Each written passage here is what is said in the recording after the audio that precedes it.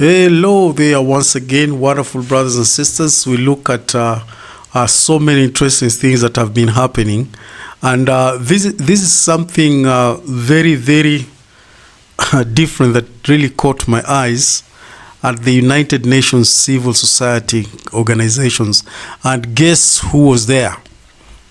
Guess who was there? And I think he was not yet called as a member of the 12 quorum of the, a member of the 12th quorum of the apostles. Yeah, I think at this time he was still serving in a different capacity. But look this way. This is very inspiring for you to note that the Lord has a way of preparing His people. He has a way of preparing His people, and this is so powerful. And this is one of the now newly called apostles of the Church of Jesus Christ of Latter-day Saints. Please welcome. City, never. It's going to remain in the books of the United Nations history.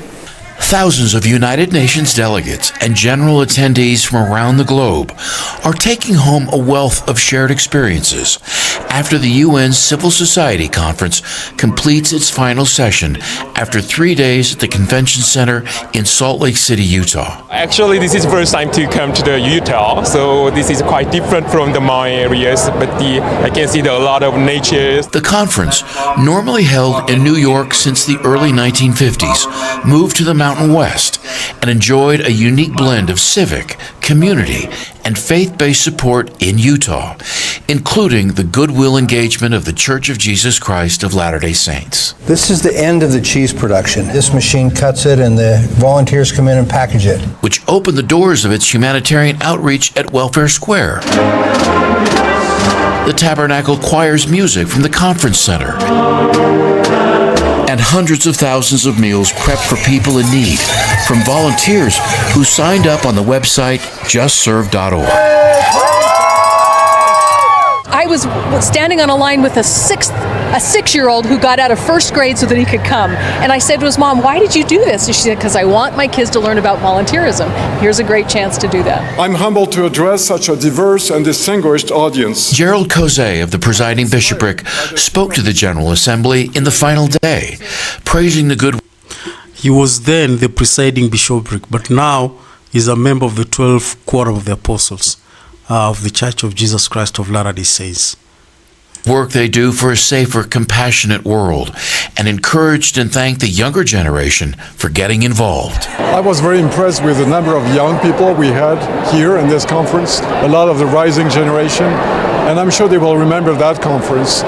They have a responsibility to build the future, and we have a lot of principles in the gospel that help be involved in the community, reach out to others, loving one another. This is very important. I'm very proud of those youth who have been active in this conference. U.S. congressional leaders like Ben McAdams of Utah and Barbara Lee of California took a tour of Welfare Square, while UN leaders visited the Humanitarian Center to see up close how the church prepares to assist people from every walk of life. You can see that 70% of all these articles were produced within the system. People talk about the dignity.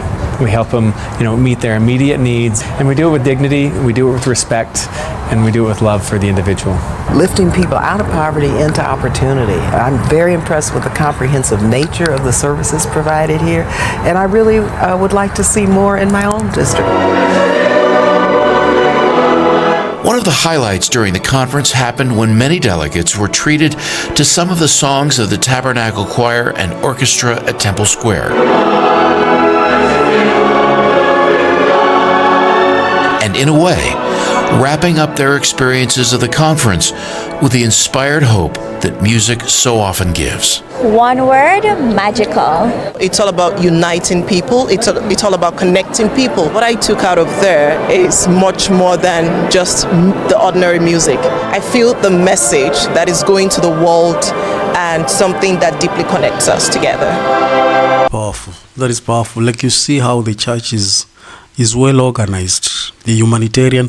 And I think one of the biggest thing, every person when they visit Salt Lake City, especially in the church headquarters, they have actually to go through what we call the welfare systems of the church, because it's one of the most robust systems that one can ever imagine, that a church will do that for people.